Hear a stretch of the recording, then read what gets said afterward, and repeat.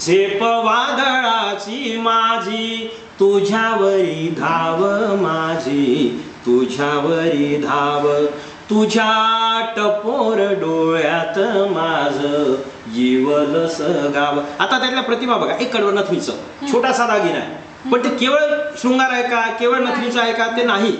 त्याचा संदर्भ असा सुद्धा आहे की जीवनामध्ये तुम्ही किती किती महत्वाचं स्थान आहे किती मोठं स्थान तुम्हाला मिळते किती मोठी स्पेस मिळते हे महत्वाचं नाही आहे पण तुम्ही असं स्थान अशी जागा पकडा असं स्वतःचं स्थान निर्माण करा. बघा नथनी छोटासा दागिना आहे त्याचा आवाज होत नाही पण महत्व किती आहे.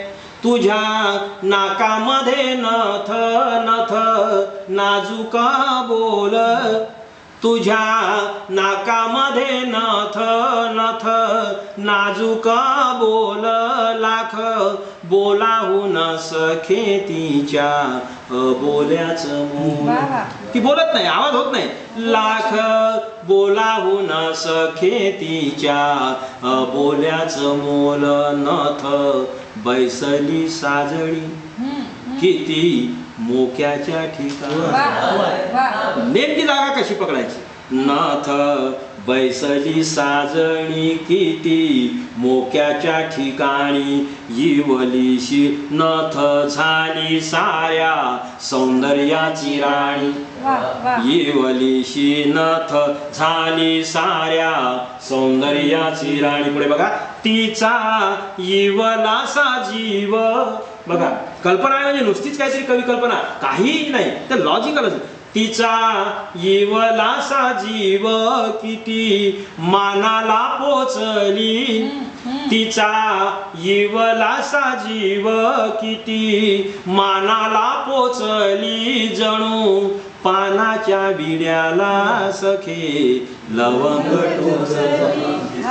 जणू आता पानाचा विडाच का तुम्ही पानाचा विडा त्याची लवंग काढून पहा सगळं विस्कळीत सगळं त्याचं ते म्हणजे कुणी त्याला लाईक करणार नाही. हात भरतील कपडे भरतील सगळं बरोबर आहे की नाही. म्हणजे तिची ती एक नथ. तिचा येवलासा जीव किती मानाला पोचली जणू पानाच्या विड्याला सखे लवंग टोचली.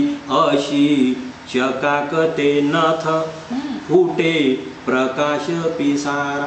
बघा अशी चकाकते नथ फुटे प्रकाश पिसारा तुझ्या नाकाच्या सेवेत जणू आला शुक्र तारा. तुझ्या नाकाच्या सेवेत जणू आला शुक्र तारा. पुढे बघा. तिचा वेगळा दरारा तिचं वेगळच काम. बघा तिचा वेगळा दरारा तिचं वेगळच काम. श्वास श्वास येता जाता तिला सखे ठोकतो सलाम. श्वास येता जाता तिला सखे ठोकतो सलाम. तिच्या दर्शना वाचून तिच्या दर्शना वाचून श्वास सरकिना पुढे.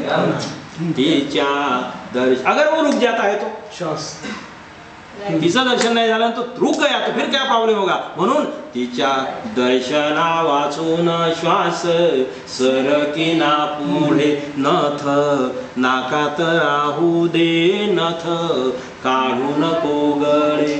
उसको हैबिट हो गई. नथ नाकात राहू दे नथ काढू नको गळे.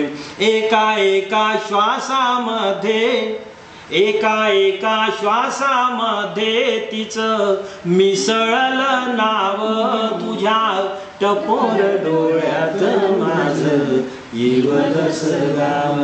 तुझ्या टपोर डोळ्यात माझ येवलस गाव. आता नथनी बद्दलचं हे आपण कडवं ऐकलं अतिशय हळूवार अतिशय तरल. आता आंघोळीचं एक कडवं ऐकलं. आंघोळ हा तसा विषय हॉट आहे. आंघोळ या विषयावर लिहिणं जरा फार कठीण आहे पण त्यातली गंमत बघा. मला आवडणारं कडवं आहे सखी साजनी मधलं मला जे आवडणारं कडवं आहे त्यातलं हे आहे. आणि किस्सा तर याचा सांगायला तर एक गंमत सांगतो वेळचं नाही असो. तर सखी साजनी मध्ये आंघोळीवर जाऊ आपण. बघा काही जाहला नर्थ त्यातल्या प्रतिमा बघा आंघोळीच्या अनुषंगाने. काही झाला अनर्थ, काय झाला काहीतरी घोळ, काही झाला अनर्थ, झाला काहीतरी घोळ, काय केलेस साजणी. सर देखील काय केलेस साजणी, कशी केलीस आंघोळ, काय केलेस साजणी, कशी केलीस आंघोळ. सखे नाहताना झाला, त्यातल्या एक एक प्रतिमा बघा. सखे नाहताना झाला तुझा देह ओला ओला, सखे नाहताना झाला तुझा देह ओला ओला. हात पाय घासू घासू, हात पाय घासू घासू, जीव साबणाने दिला. हात पाय घासू घासू, जीव साबणाने दिला. तुझी फेसाळली काया, अशी फेसाळली ज्वानी. तुझी फेसाळली काया, अशी फेसाळली ज्वानी. सखे वाफ वाफ झाले, सखे वाफ वाफ झाले, सारे गार गार पाणी. सखे तुझे रूप भारी छळू लागले, तुझे रूप भारी छळू लागले, जगालाही सारे कळू लागले. सखे नाहताना जरा काळजी घे, नळातील पाणी जळू लागले.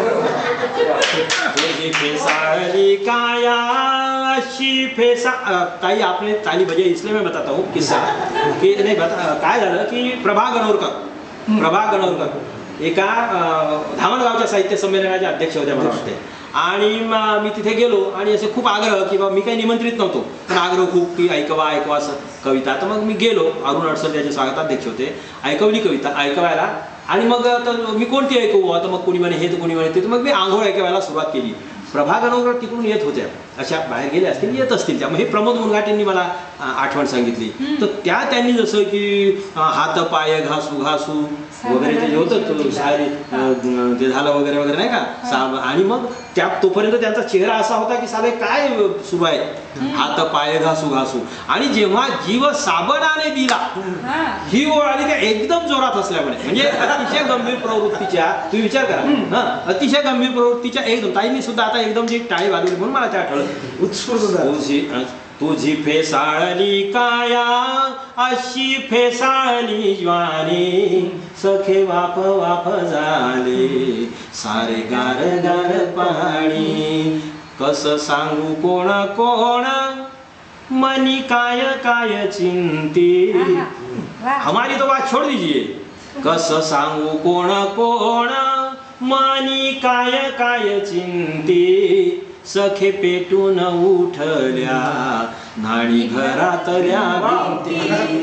सखे पेटून उठल्या नाणी घरातल्या भिंती. सार नाणी घर वेळ तुझ्या नाहण्यानं केलं. सार नाणी घर वेळ तुझ्या नाहण्यानं केलं. जीव टांगून आतुर, जीव टांगून आतुर, अंग पुसाया टॉवेल. जीव टांगून आतुर, अंग पुसाया टॉवेल. पुढे बघा. खुल्या अंगा अंगावर, खुल्या अंगा अंगावर, जीव थेंब थेंब ओले. खुल्या अंगा अंगावर, जीव थेंब थेंब ओले.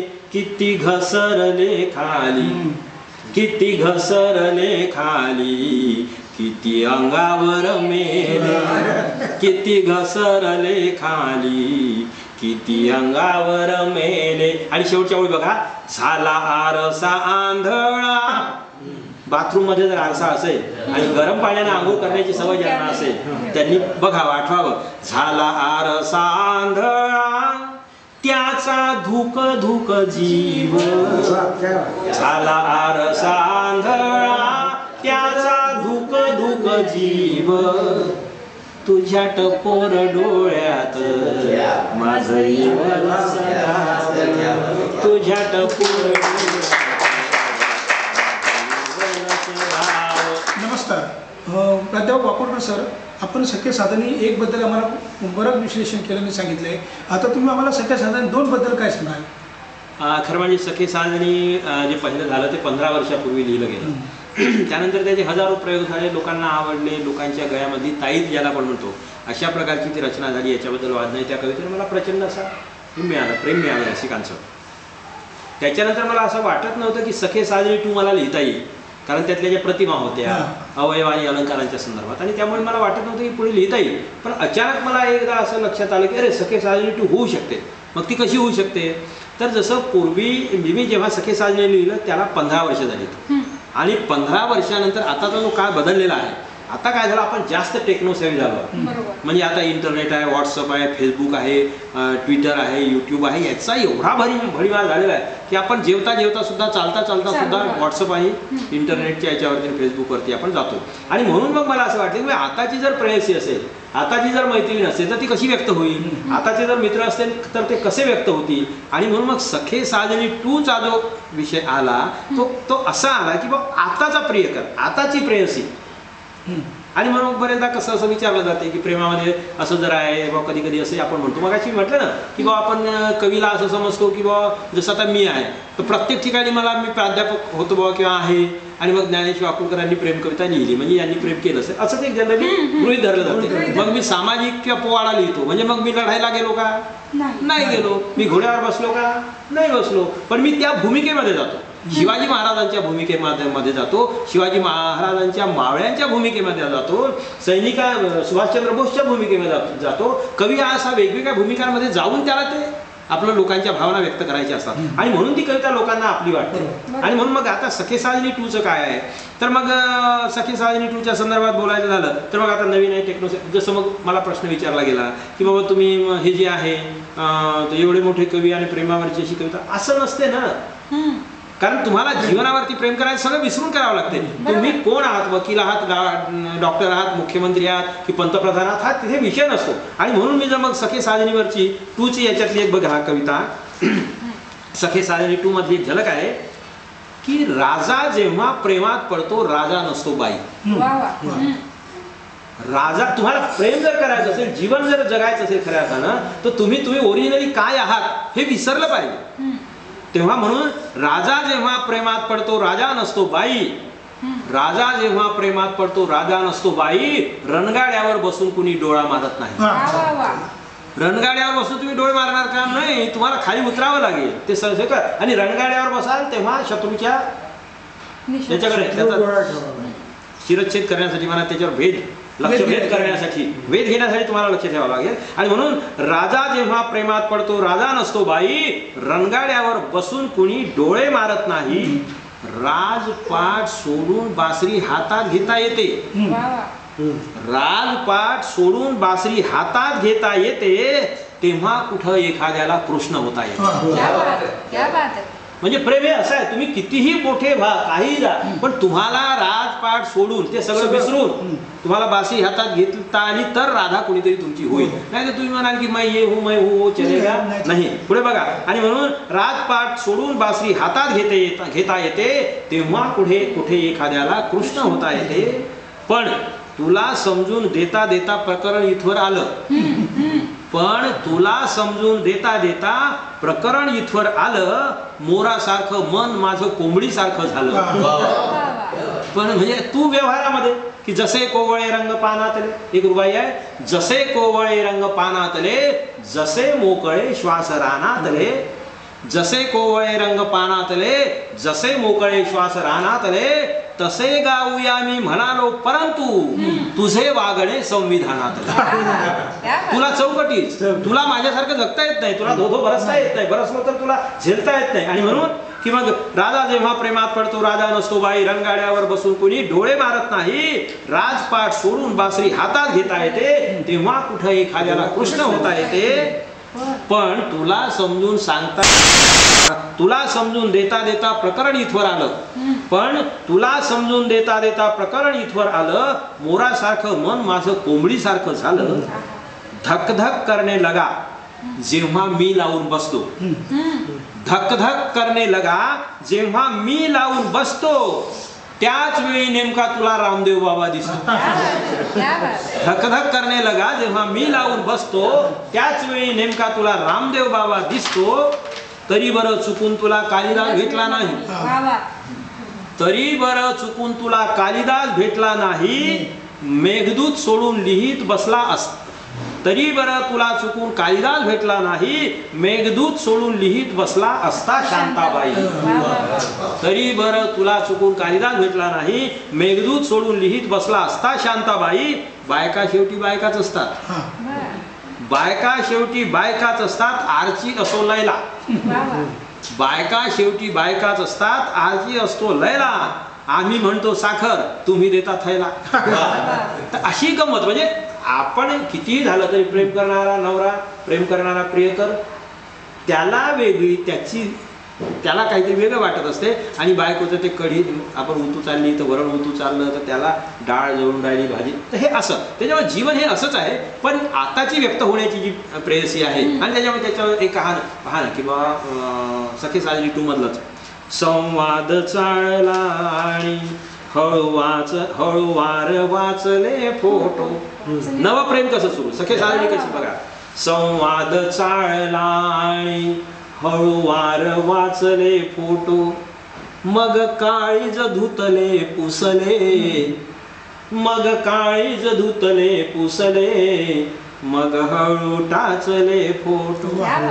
मग काळीज धुतले पुसले अन हळू टाचले फोटो.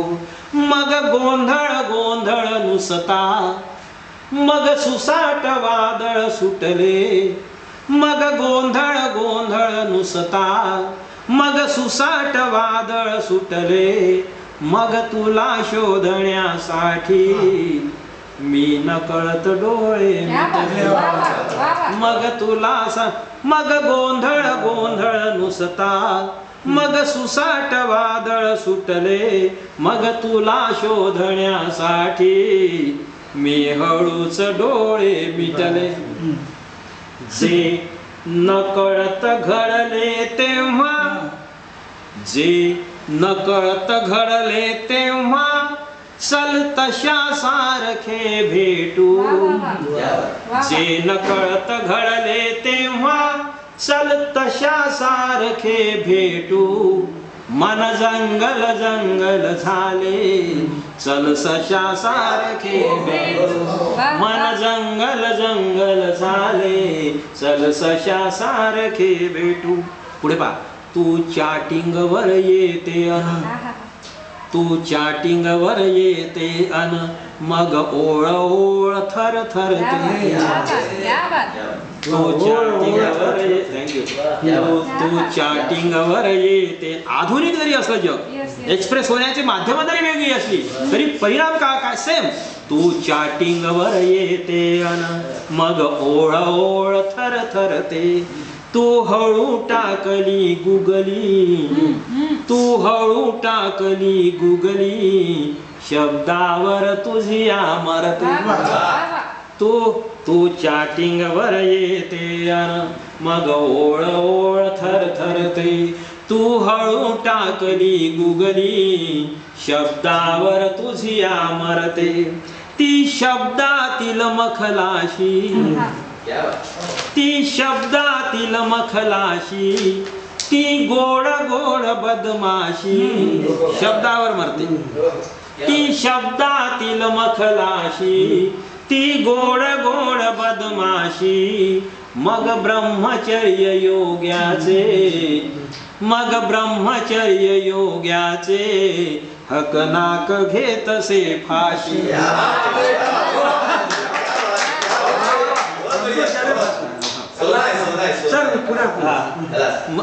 ती शब्दातील पुन्हा हे कर. तू चॅटिंग वर येते अन मग ओळ ओळ थर थरते. तू चॅटिंग वर येते अन मग ओळ ओळ थर थरते. तू हळू टाकली गुगली. शब्दावर तुझी मरते. तू हळू टाकली गुगली. शब्दावर तुझी मरते. ती शब्दातील मखलाशी. ती शब्दातील मखलाशी, ती गोड गोड बदमाशी, ती शब्दातील मखलाशी, ती गोड गोड बदमाशी, मग ब्रह्मचर्य योग्याचे हकनाक घेतसे फाशी, मग ब्रह्मचर्य योग्याचे हकनाक घेतसे फाशी. त्या ऋषी सारखे भेटू, त्या ऋषी सारखे भेटू की कशा सारखे भेटू, त्या ऋषी सारखे भेटू की कशा सारखे भेटू, मन जंगल जंगल झाले सरसशा सारखे भेटू, मन जंगल झाले सरसशा सारखे भेटू. आणि त्यातला शेवटचा आहे पुन्हा आहे, मग न कळत एवी तेवी, गुगली टाकल्यावर मग न कळत एवी तेवी, हे प्रकरण होते हेवी, मग न कळत एवी तेवी, हे प्रकरण होते हेवी. साधा सा शब्द पुजारी, साधा सा शब्द पुजारी, अननितांत लोभ सदे. साधा, तुम्ही लोक किती म्हणजे गेम करता. साधा सा शब्द पुजारी, अननितांत लोभ सदे. नव्हे चुनावी जुमला, नव्हे चुनावी, हा नव्हे चुनावी जुमला, वा नव्हे हवेवर इमला, हा नव्हे चुनावी जुमला, वा नव्हे हवेवर इमला, हा नव्हे चुनावी जुमला, वा नव्हे हवेवर इमला. पुढल्याही जन्मावरती, पुढल्याही जन्मावरती, हा पूर्वनियोजित हमला.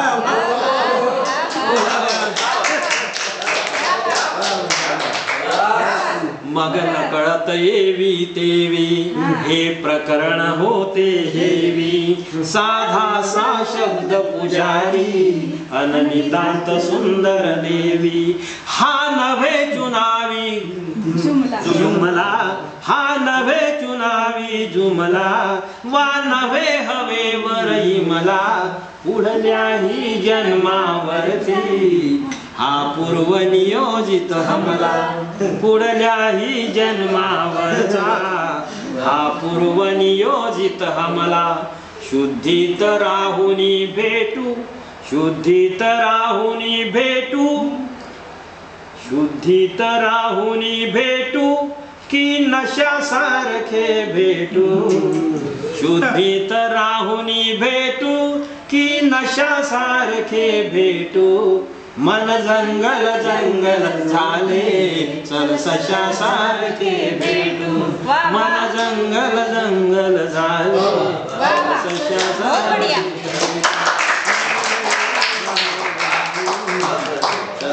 तर अशी आहे सखे साजनी 2. आणि त्याच्यात खूप आहे, म्हणजे खूप वेगवेगळे आहेत, भन्नाट अशी मजा येईल.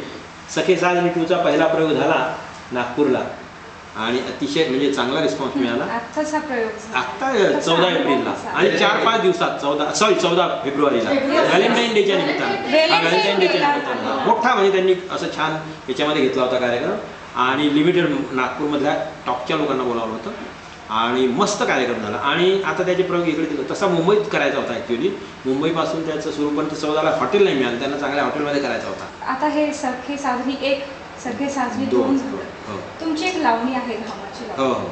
तर ते थोडंसं हां बोल. हां, म्हणजे भारुड प्रकार आहे, मग रुबाई आहे, चारोळी आहे. हो. तुम्ही एक 3 ओळींचा मतला असलेली मुक्त गझल, ती एक मुक्त गझलची संकल्पना मांडली. मी त्याच्यात थोडंसं बोलतो कारण जास्त बोलण्याची वेळही नाही, हा विषय नव्हे. इथे शेख सर वगैरे आहेत, गझलच्या प्रांतामधलं मोठं नाव आहे, आपल्याला माहिती आहे. ते एक प्रकारचे भीष्मपितामह म्हणू शकू असं आपण. गझलच्या संदर्भात कसं झालं की म्हणजे आहेत, कोणतंही शास्त्र असलं की त्याला नियम असणार. आणि मग ते नियम असतात त्याप्रमाणे ते नियम फॉलो करायला पाहिजे, याच्यात दुमत नाहीये. पण कधी कधी काही लोक कसे अतिरेकी त्याच्यावरती हे करतात की पोरांना असंच म्हटलं पाहिजे, मग तसंच बसलं पाहिजे, मग हा तसाच असला पाहिजे, मगच जेवायचं, त्याला फिरत जेवू नये. असं जेव्हा त्या पोरावरती आपण अतिक्रमण करायला लागतो तेव्हा ते बंडखोरी करायला लागते आणि मग त्याचा विकास होत नाही. त्या पद्धतीने त्याचा विकास होत नाही. त्याच्या स्वातंत्र्याचा पहिलेपासूनच अधिक्षेप केला जातो, स्वातंत्र्याचा संकोच केला जातो. आणि म्हणून मग आपले जे सहकारी आहेत आपले साबीर सोलापुरी यांच्या गझलच्या संदर्भामध्ये अनेक लोकांनी त्यांना सळो की पळो करून सोडलं. आणि मला ते म्हणाले की एकदा की भैया देखो नाही कितना परेशान कर रहे. तर मी म्हटलं काय झालं तर म्हणजे बाबा गझलच्या निमित्तानं माझ्या नावावर नुसती टीका करतात ते. मग मी तिथे पाहिलं त्यात मुद्दे काही महत्वाचे नव्हते. नाही ते सुरेश भटांनी असं लिहिलं नाही, सुरेश भटांनी तसं लिहिलं. आणि मी म्हटलं बाबा सुरेश भटांनी लिहिलं नाही म्हणून काय झालं, जेवढं सुरेश भटांना जमलं तेवढं सुरेश भटांनी लिहिलं. त्याच्यानंतर जर कोणी लिहित असेल तर दुसरा सुरेश भट होईल ना. त्याच्यावर तुम्ही चिंता कशाला करता. सुरेश भटाच्या ज्ञानेश्वरानंतर सगळे थांबले असते तर तुकारामही नसता झाला, सुरेश भटही नसते झाले, बहिणाबाई नसते झाली, कुणीच नसतं झालं. असं चालत नाही. आणि म्हणून म्हटलं गझलचे जे काही त्याचे मला तर माहित नाही, खरंच माफ करा मी काही हे नाही, पण मी लिहितो गझल. तर कसं आहे की तर त्यात जे काही छंदबिंद असतील सर मला माहित नाही, पण जेवढे काही छंद असतील मी त्यांना म्हटलं बा तेवढे छंद कुणी आणले, ज्याला दिसले त्यानं तेवढे ते 23 काढले किंवा 25 जे काय असतील ते जेवढे असतील तेवढे काढले. मला जर 26वा सुचला असेल तर का नाही, का नाही तुम्ही तपासून पहा ना की बाबा तुम्ही बनवलेली डिश अशी आहे ना, अरे हे तर आम्ही अशी बनवली दाखवा. पण जर नसेल मी वेगळंच काही बनवतो आहे, टेस्ट वेगळी आहे, सगळं आहे, तर मग तिथे गझल हा शब्द वापरण्याबद्दल लोकांनी ऑब्जेक्शन घेतलं. मी म्हटलं याला गझल या शब्दाबद्दल तुम्हाला ऑब्जेक्शन घेण्याचा अधिकार नाही. कारण असं मी म्हटलं गझलमध्ये काय महत्वाचं आहे, जसं कोणताही गझलकार हा चांगला कवी असलाच पाहिजे, त्याच्याशिवाय तो गझल लिहू शकत नाही, हे तर स्पष्ट आहे. पण त्याच्यात गझल म्हटलं की गझलियत आहे. जसं बासुंदी म्हटलं आणि दूध म्हटलं, याच्यामध्ये काय दोन्ही गोष्टी कॉमन आहेत की नाही. दुधात साखरही असते, बासुंदीत दूध आणि साखरच असते.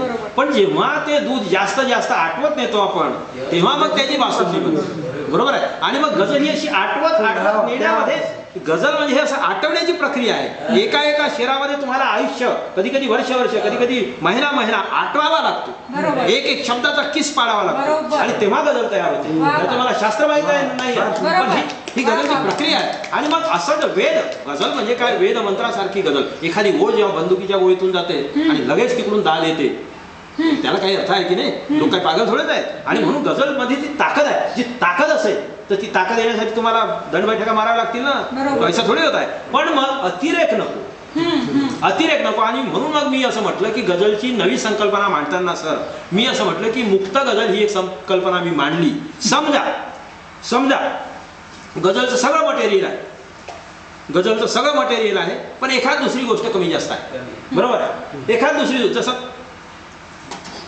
तर त्याला बरेचदा भीतीपोटी लोक गझल सदृश्य रचना असा उल्लेख करतात.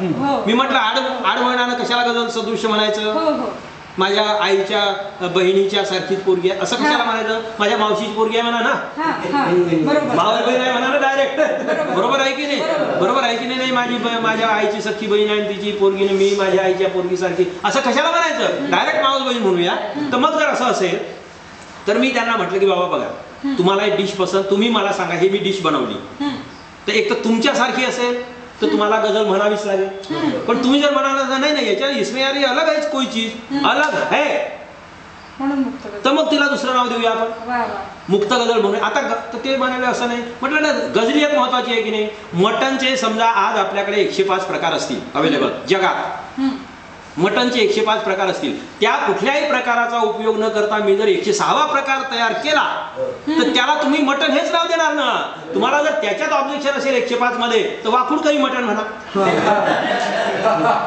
सरळ सरळ गोष्ट आहे ना. त्याच्यात तुम्ही कशाला नाही 105 नव्हते, भटांना माहित, अरे भटांना नसेल ना माहित, वाकुडकरला माहित आहे ना, वाकुडकरला माहित आहे ना, तुकारामाला नसेल, मी त्यांच्यापेक्षा मोठा नाही आहे, पण तुकाराम जो आहे तर तुकारामाची शेती आयुष्यभर त्याच्या पोरानं करायची का, तुकारामाच्या पोरानं त्याच्या बापापेक्षा तुकारामापेक्षा पुढची शेती करण्याचा विचार का करू नये, तो केला पाहिजे आणि तो मी प्रयत्न करीन. वा. नाही तर मी तुकारामाचं नाव सांगणार नाही. बापाच्या कमाईवर आयुष्यभर झालं हे करायचं का? तर हे असं होत नाही. म्हणून मग मी मुक्त गझलची संकल्पना मांडली आणि त्याच्यात मी ती गझल वगैरे मी तंत्रशुद्ध लिहू शकतो. मला त्याचं नाव माहित नाही कशाला काय. शेतकऱ्याला आमच्या कुठे माहित असते हो याला काय म्हणतात ना कसं म्हणतात. तो बरोबर घेऊन जातो.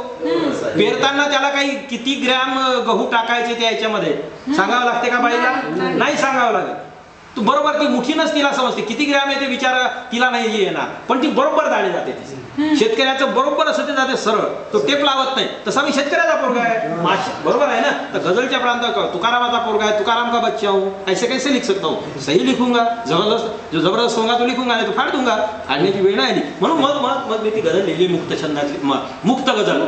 आणि मग त्याच्यात एक मी काही प्रयोग केले, साल मला ते आठवत नाही हो, पण मग त्याच्यात की बाबा हे पहा, हे 2 शब्द मी काढले. जसं आता इथे पहा, कधी कधी कन्स्ट्रक्शन करताना पहा, एखाद्या याला एखादी वीट बाहेर काढतो आपण किंवा 2च विटा बाहेर काढतो. त्याला कळत नाही का किती बाहेर आली म्हणून? कळते, पण तो मुद्दाम काढतो की याचा शो साठी किंवा कुठल्या तरी उपयोगासाठी काहीतरी आपल्याला वेगळा उपयोग करायचा आहे, बरोबर आहे ना. आणि त्या यानं जर त्याला बरोबर ते समजून सांगितलं तुम्हाला मानावं लागेल. तुम्ही असं नाही अरे हे बाहेर कशाला काढलं, असं नाही चालत. ऐसा नाही चलेगा. ताजमहालाला मग गोलच कशाला असं म्हणायचं काय? गुंबट असे गोलच कशाला, प्लेनच का नाही ठेवले, ऐसा नाही चालता. कलेच्या क्षेत्रामध्ये तुम्हाला वेगवेगळे प्रयोग करावे लागतील. आणि म्हणून मग त्याच्यातूनच माझी ती आली.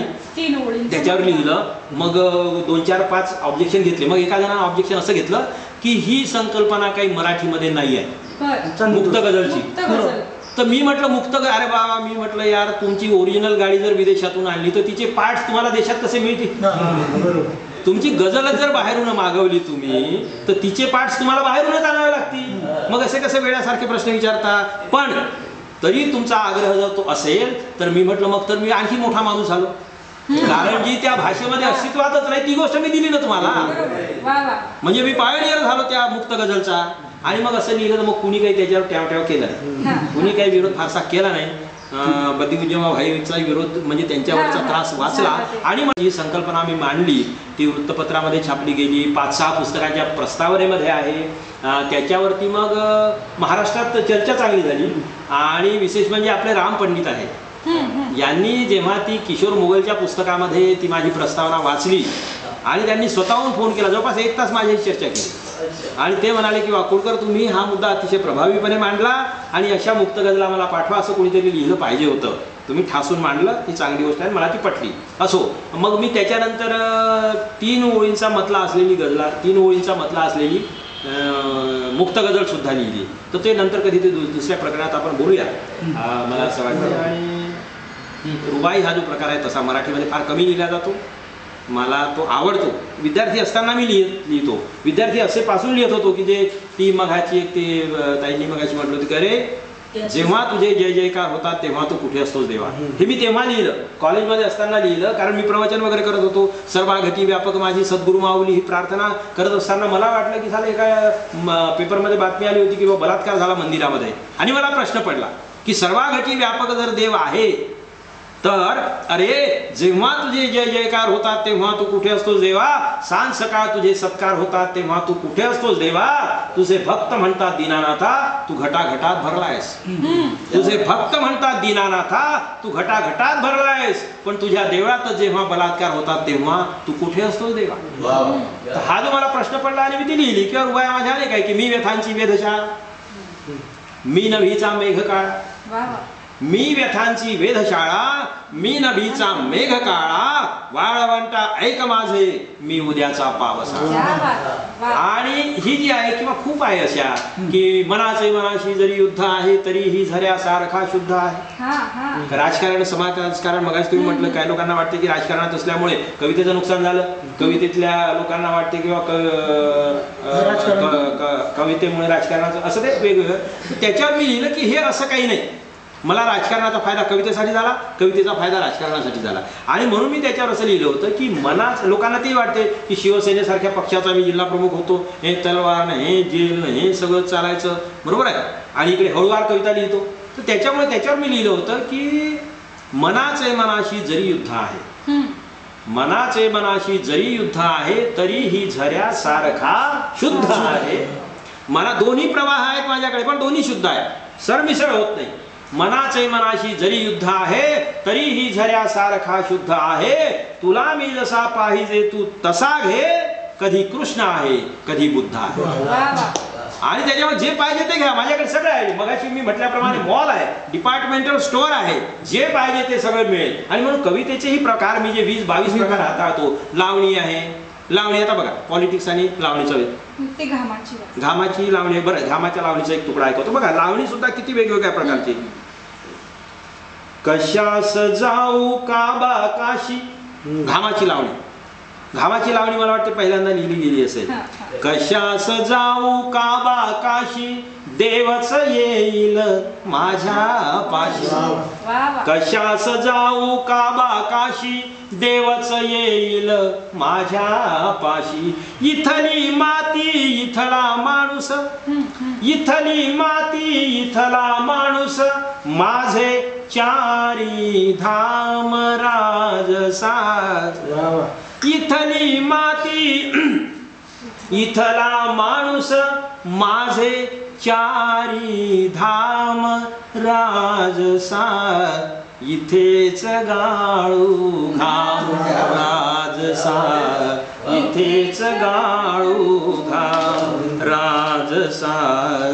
इथेच गाळू घाम.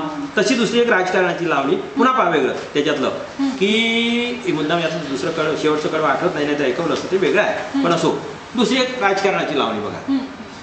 लावणीचे सुद्धा किती वेगवेगळे प्रकार वेगवेगळे फ्लेवर मी हाताळलेले आहे. अहो वेश पांढरा बगळ्या वाणी वेळ लावतोय जीवा. लाल दिव्याची लावणी.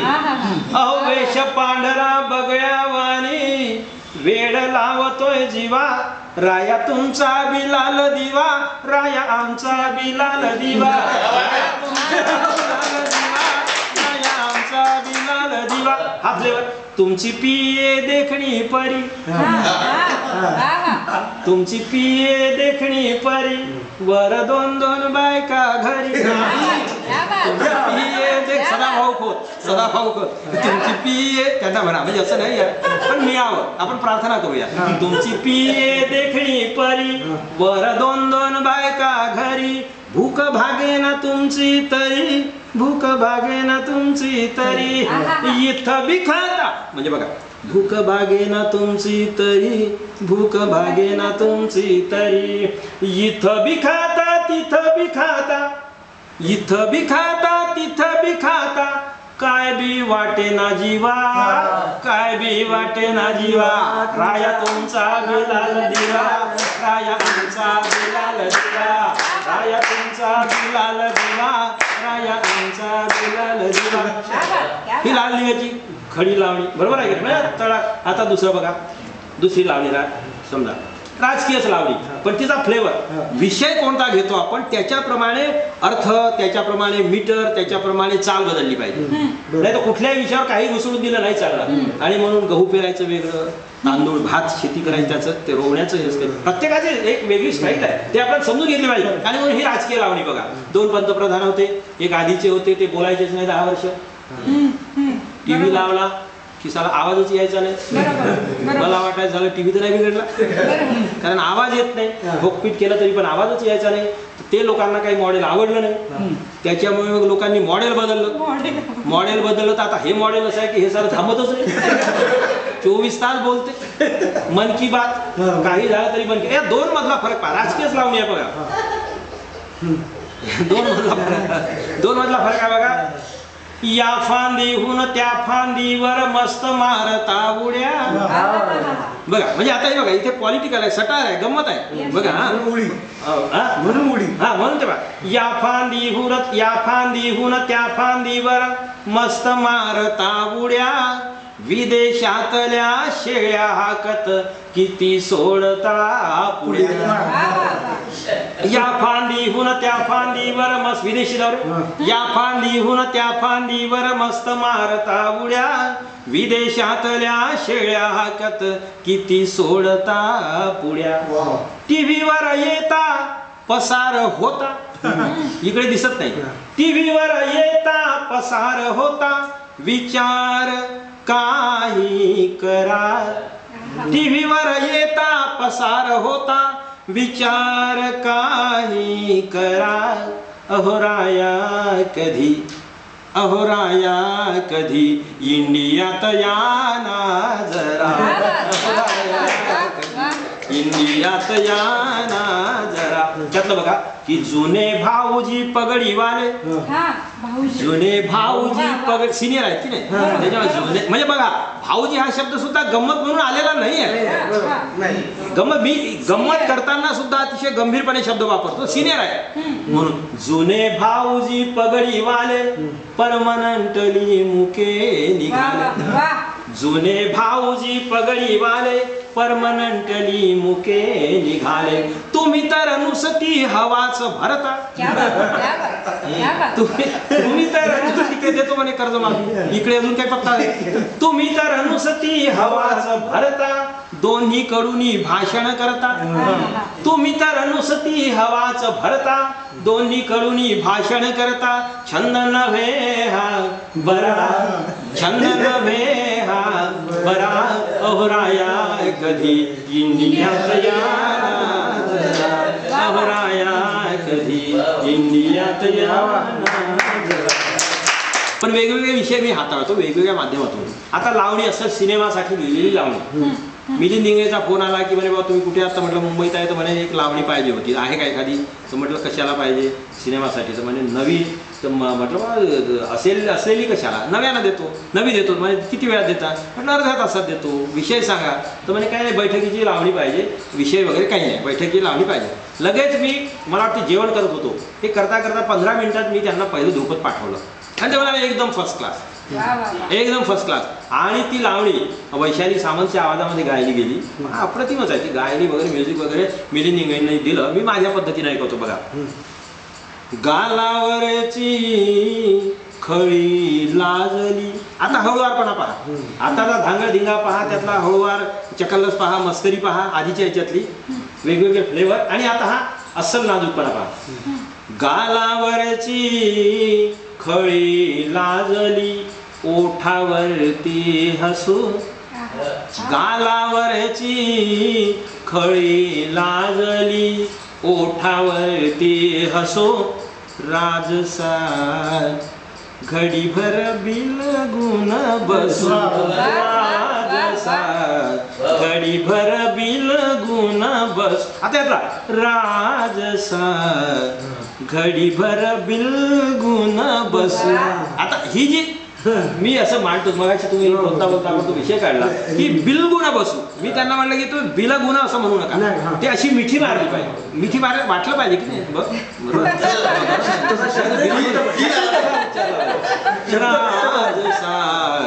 घडीभर बिलगुण बसू.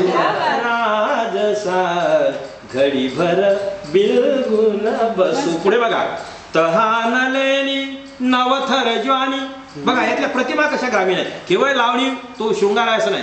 तहानलेली नवथर ज्वानी तोंडालाही सुटले पाणी. तहानलेली नवथर ज्वानी तोंडालाही सुटले पाणी. पुढे गाभुळलेल्या चिंचेलाही गाभुळलेल्या आणि पुढे बघा गाभुळलेल्या चिंचेलाही गुपित आंबट पुसू. गाभुळलेल्या चिंचेलाही गुपित आंबट पुसू. राजसार घडीभर बिलगुण बसू. कारण अशी पहिल्यांदा जेव्हा बातमी द्यायची असेल तुम्ही कल्पना करा म्हणजे बरोबर आहे की नाही. हे सगळं त्यात चिंचा का खायला आवडतात बरोबर आहे की नाही. हा ते काय बघा म्हणून त्याच्यासाठी बिलगुण त्यातले एक बारकावे जर आपण लक्षात घेऊ की नाही नुसती लावणी नाहीये नुसती. आणि पुढे मनात दुसरे मन लपलेले. मनात मला काय काय वाटते कारण डोहाळ आता फार जास्त बोलून राहिलं. मनात दुसरे मन लपलेले मागावरती जगट पलेले. मनात दुसरे मन लपलेले मागावरती जगट पलेले. नयना तुन हळू मनात उतरा, डोळ्यातून हळू मनात उतरा, नका जगाला दिसू, नयनातून हळू मनात उतरा, नका जगाला दिसू, राजसाय घडीभर बिलगुन बसू, राजसाय. आणि शेवटचं कडवं बघा, शृंगार कसा असा टोकाचा असताना अध्यात्म कसं येते माझ्या ह्याच्यामध्ये. जीवा शिवाचा संगम व्हाया, जीवा शिवाचा संगम व्हाया, मिलनासाठी आतुर काया. हे जीवा शिवाचा संगम व्हाया, मिलनासाठी आतुर काया. रात आजची घ्या अंगावर, रात आजची घ्या अंगावर, उद्या असू वा नसो. अध्यात्म रात हा. आणि म्हणून या ओळीचं हे सांगतो तुम्हाला कहाणी. हे कहाणी हा मी सांगतो, या ओळीची कहाणी सांगतो. वसंत पुरोहित नावाचे जुने निर्माते सिनेमाचे, त्यांनी आई वगैरे काहीतरी सिनेमा काढला होता. आता ते 75-80 वर्ष त्यावेळेस वय होतं त्यांचं. तर त्यांनी गाणी लिहायला एका मोठ्या गीतकाराला, प्रसिद्ध गीतकाराला सांगितलं. त्याच्याकडून पैसे देऊन गाणी लिहून घेतली. मिलिंद इंगळेंनी मग मला फोन केला आणि ते म्हणाले ते पाहिजे, लावणी काही तिकडून जमली नाही. तर मला मग ही मग लावणी जेव्हा ऐकली, मिलिंद इंगळे मला म्हणाले प्रॅक्टिस आम्ही करत होतो त्यांच्या घरी. आणि मग ते निर्माते होते, खुर्चीवर असे बसले होते, त्यांचा पोरगा होता. तर ते मिलिंद इंगळे आधी मला म्हणाले का हो हे रात आजची घ्या अंगावर, तर रात आजची घ्या अंगावर जरा फार जास्त नाही वाटत का म्हणे. मी म्हटलं नाही हो, लावणीमध्ये ते ठसका पाहिजे, ते काही जास्त नाही म्हटलं. त्यांना ते तेवढं हे नाही झालं. आणि मग जेव्हा प्रॅक्टिस म्हटलं बघूया ना निर्माते काय म्हणतात. बसलो आम्ही खाली, बसलो आम्ही प्रॅक्टिस करते, खुर्चीवर बसले होते असे. आणि जसं आलं पुन्हा आम्ही ऐकवतो. आणि मग पहा की जसं त्या याच्यावर आलो की रात आजची घ्या अंगावर, उद्या असू वा नसू असं म्हटल्यावर एकदम खुर्चीतून उठून उभे झाले. आता तुम्ही जशी प्रतिक्रिया एकदम खुर्चीतून उभे, बस म्हणे हे असं पाहिजे म्हणे, असं पाहिजे म्हणे. हे आधीचे गाणे बिलकुल कट करून टाकले. अक्षरशः पैसे दिल्यानंतर सुद्धा जुन्या म्हणजे मोठ्या गीतकाराची गाणी सगळी त्यांनी काढून टाकली सिनेमातून. आणि मला पुन्हा लिहावी लागली. दुसरं गाणं येते पण मी हे लावणी ऐकवतो, मग त्या दुसऱ्या गाण्याचे शब्द एकच कडवं ऐकवेल. जीवा शिवाचा संगम व्हाया, मिलनासाठी आतुर काया. जीवा शिवाचा संगम व्हाया, मिलनासाठी आतुर काया. रात आजची घ्या अंगावर, रात आजची घ्या अंगावर, उद्या असू वा नसो, राजसाय घडीभर बिलगुन बसू, राजसाय घडीभर बिलगुन बसू, राजसाय. या सिनेमाचं दुसरं गाणं जे होतं त्याचे एक ध्रुपद ऐकवतो. कोकिळेचे मंद गाणे, या सिनेमासाठी गाणं लिहिलेलं, मिलिंद इंगळेंचं संगीत. आणि हा या लावणीची पुन्हा एक किस्से असे आहेत की जशी ती त्याला काय म्हणतो आपली ही वैशाली सामंत, तिच्या आवाजात ही लावणी आहे. आणि एका दुसऱ्या माझ्या सिनेमाच्या गाण्यासाठी आयटम सॉंगसाठी रेकॉर्डिंगला ती चालली होती. आणि ते गाणं ऐकल्यानंतर ते रंगात येताना मिस कॉल देता, फुकटात मारताय टोला, मिस कॉल वरचं आयटम सॉंग होतं. एका तो बाबूरावला पकडा नावाचा सिनेमा होता, मल्टी स्टारर होता. रंगात येताना मिस कॉल देता, फुकटात मारताय टोला, आता ज्वानीचं बंप आयटम सॉंग आहे. आता ज्वानीचं बंपर खोला, पैसे टाका न दणक्यात बोला, मिस कॉल हा मिस कॉल मिस. आता पुढे पहा, नुसतं आयटम सॉंग आहे म्हणून टलाटक किंवा फलाफळ काही नाही. नका बिलाची चिंता करू, नका बिलाची चिंता करू, झाला टोल फ्री नंबर सुरू. म्हणजे आयटम सॉंग मध्ये सुद्धा तुम्हाला साहित्य, त्याचा प्राण आत्मा आहे ना. नका बिलाची चिंता करू, झाला टोल फ्री नंबर सुरू, झाला टोल फ्री नंबर सुरू, काय बी बोला न कसं बी बोला, टोल फ्री. काय बी बोला न कसं बी बोला, येता का प्रायव्हेट शोला, गाणीचं बंपर खोला, पैसे टाका न दणक्यात बोला. मिस कॉल आहा मिस कॉल, मिस कॉल आहा मिस कॉल.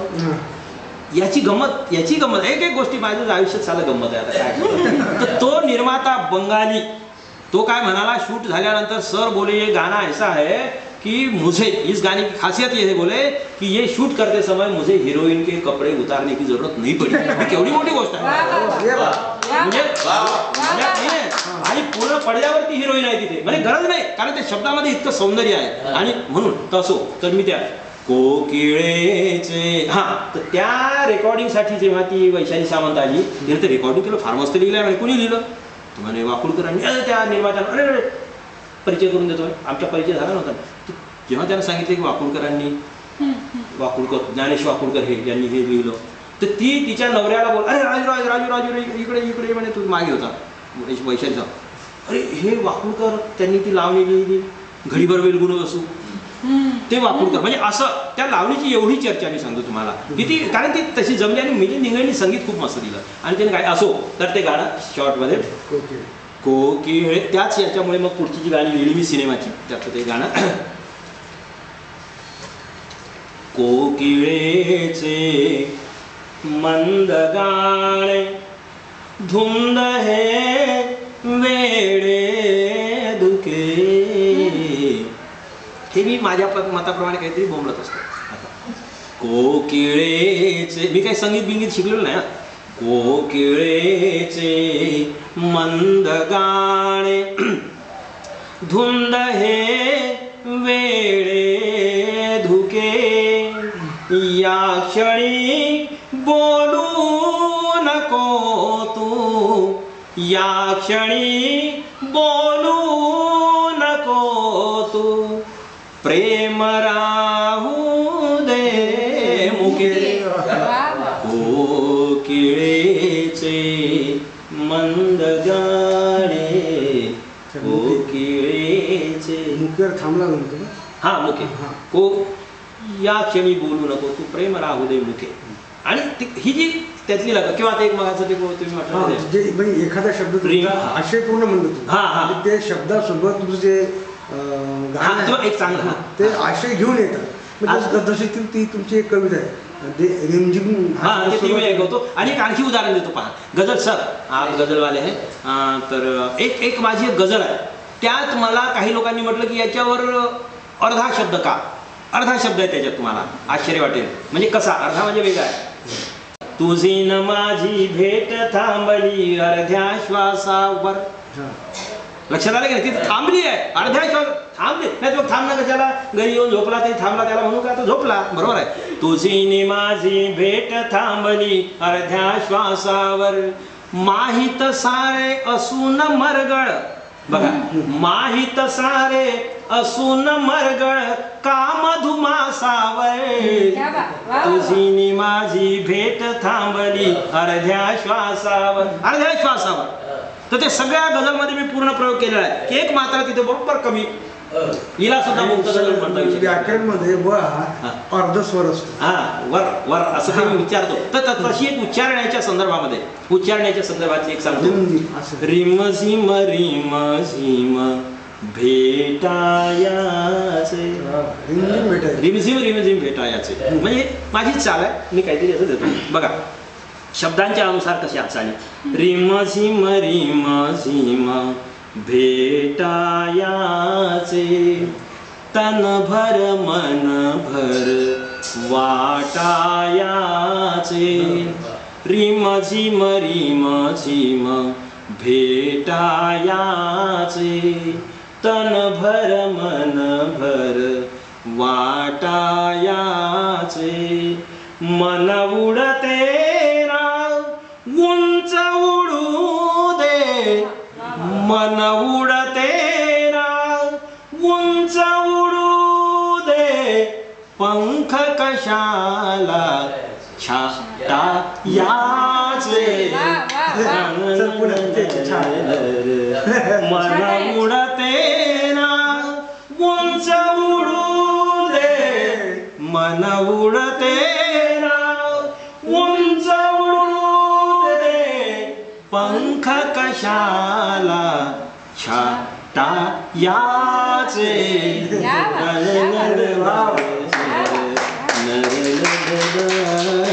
असं लिहिली त्याच्यावर लिहिली वगैरे असं नाही. ते कविता मगाशी सांगितल्याप्रमाणे कुठून तरी एक धागा आपल्या हातात येतो आणि मग त्याचं वस्त्र आपण विणत जातो. ते किती चांगलं विणतो आणि ते किती जास्त लोकांना पांघरायच्या कामी येते याच्यावरून त्याचं महत्त्व आहे. याच्यावरून त्याचं महत्त्व आहे, किती लोकांच्या कामात येते. आणि म्हणून मग ती एक कविता आहे, कुठे काढून द्या तर ती, किंवा याच्यावर असेल ना माझ्या याच्यात आहे का, आहे.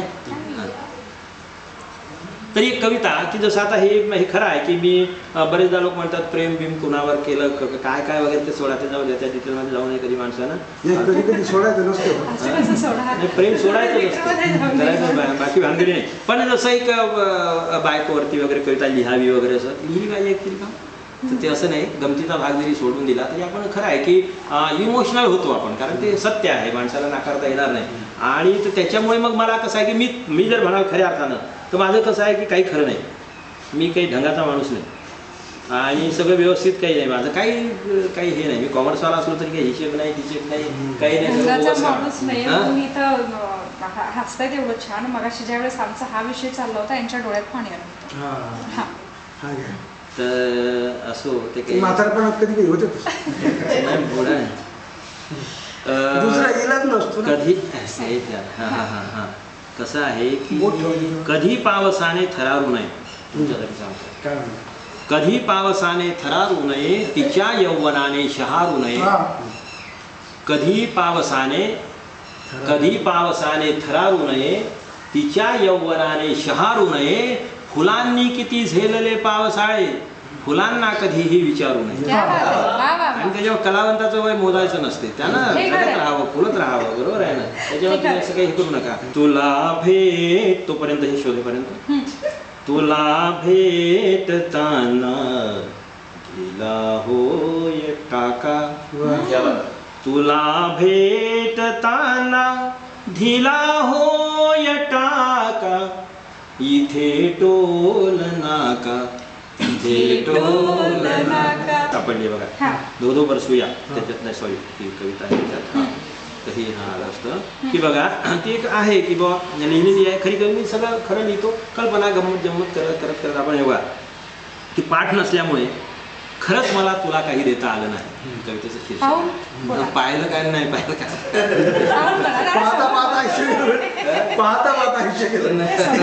आज ते आहेत मेन, ते जास्त नसतात कार्यक्रमाला कुठे, आणि आज आहेत आपल्या बरोबर. जास्त वकिली देऊ नको बाबा.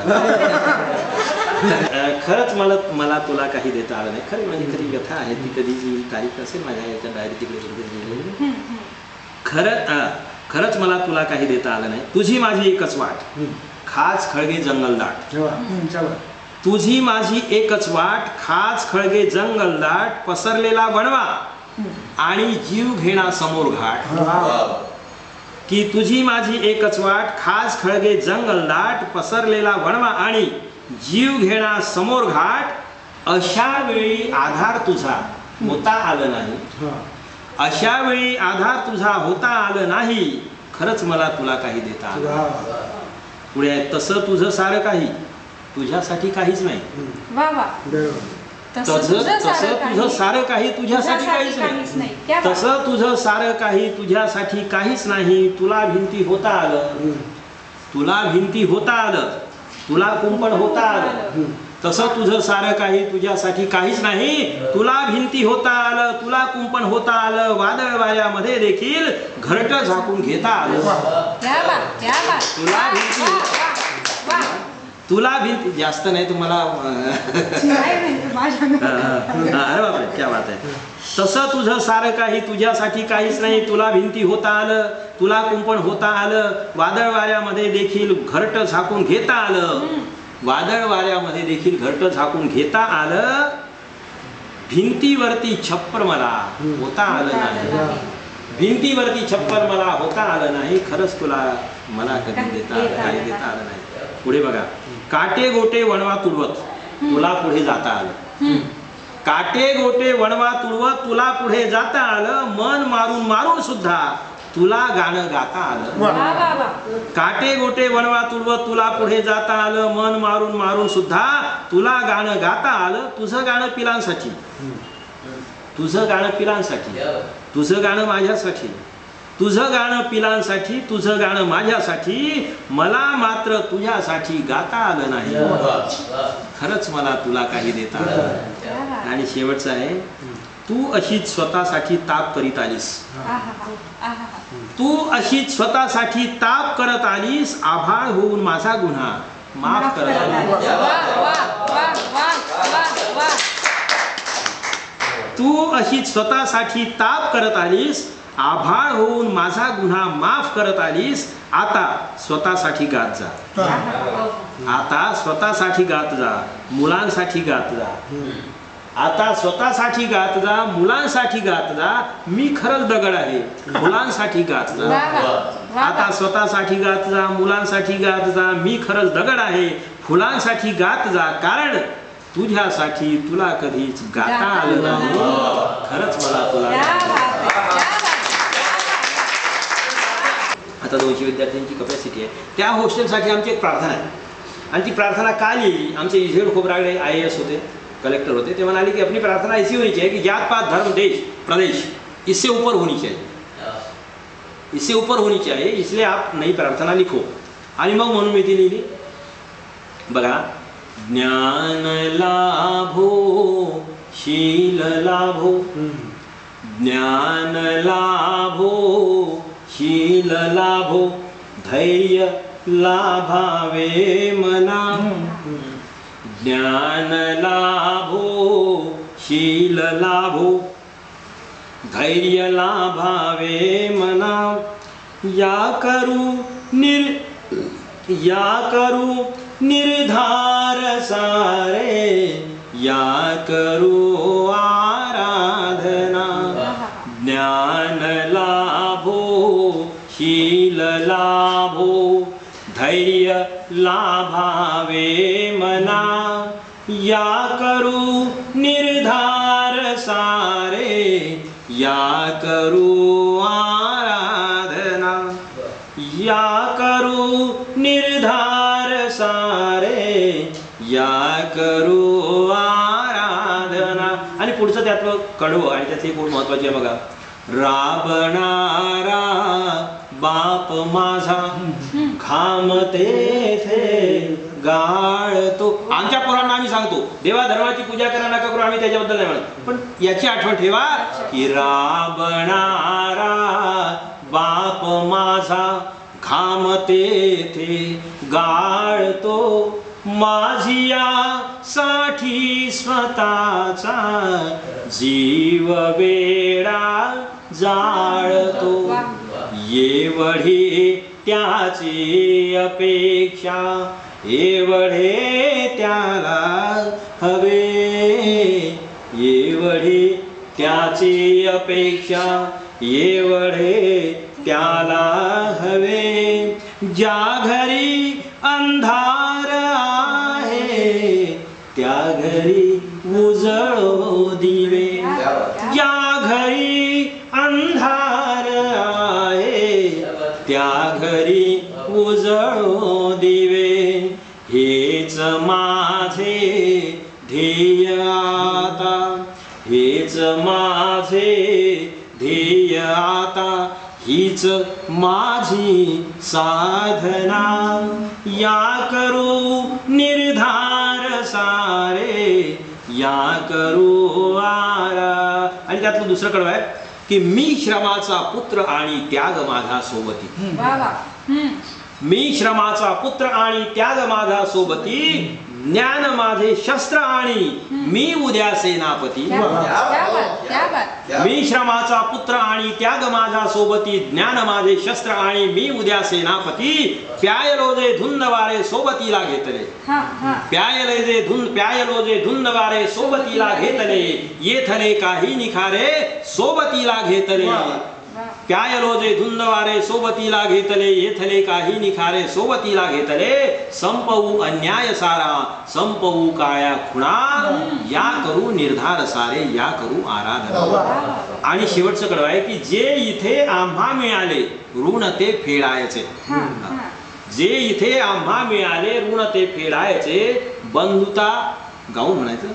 जे इथे आम्हा मिळाले ऋण ते फेडायचे जे इथे आम्हा मिळाले ऋण ते आमचे म्हणून देश विदेशात असलेले आमचे माजी विद्यार्थी आम्हाला पैसे पाठवतात म्हणून आम्हाला इकडे तिकडे सरकारची मदत घेण्याची गरज नाहीये. आणि म्हणून जे इथे आम्हा मिळाले ऋण ते फेडायचे बंधुता समता प्रीतीचे सूर अन छेडायचे बंधुता समता प्रीतीचे सूर अन छेडायचे. हो जगाला सौख्य आधी हो जगाला सौख्य आधी मग मलाही लाभू दे. हो जगाला सौख्य आधी मग मलाही लाभू दे. प्रेम लाभो शांती लाभो सर्व काही लाभू दे. प्रेम लाभो शांती लाभो सर्व काही लाभू दे. एक व्हावे जीव सारे एक व्हावे जीव सारे एक हो संवेदना एक व्हावे जीव सारे एक हो संवेदना या करू निर्धार सारे या करू आराधना. नमस्कार रसिक हो. तर आता सरांच्या या प्रार्थनेनं या कार्यक्रमाचा समारोप होतो आहे आणि या कार्यक्रमामध्ये सहभागी झाल्याबद्दल मी या तिघांचे आभार व्यक्त करते. शिवाय शब्द साहित्य मंडळ आयोजन ज्यांनी केलं आहे ते आपले सिंगलवार सर या सरांचे मी इथं आभार व्यक्त करते आणि ह्या कार्यक्रमाची समाप्ती झाली असं. नमस्कार. मी सुद्धा खरं म्हणजे इतक्या वेळपर्यंत आपण बराच वेळपर्यंत बोललात आपण सगळं ऐकून घेतलं त्याबद्दल मी शब्द साहित्य मंडळ आणि यांचे संजय सिंगलवार त्याचप्रमाणे बोरुळकर साहेब यांनी हे सगळं आयोजन ज्यांच्यामुळे होते आहे असे रसिकसुद्धा पाहिजे आपल्याला. आणि त्यामुळे बोरुळकर साहेब बोरुळकर बहिणी आणि सर्व इथे असलेले शेख सर वगैरे माझी मिसेस वगैरे आहे ती बिचारी शांत आहे सगळं. तर त्याच्यामुळे सगळ्यांचे मी आभार मानतो आणि अपन पुन्हा असंच प्रेम आपलं तसं आहेच म्हणा. आता काही प्रॉब्लेम नाही का. ATM में अपने ATM में कोई पैसे की कमी नहीं है इसलिए आपलं प्रेम राहणार आहे. कोई प्रॉब्लेम नाही. मी आपले सर्वांचे आभार मानतो आणि हा कार्यक्रम संपला असं जाहीर करतो. धन्यवाद. जय हिंद.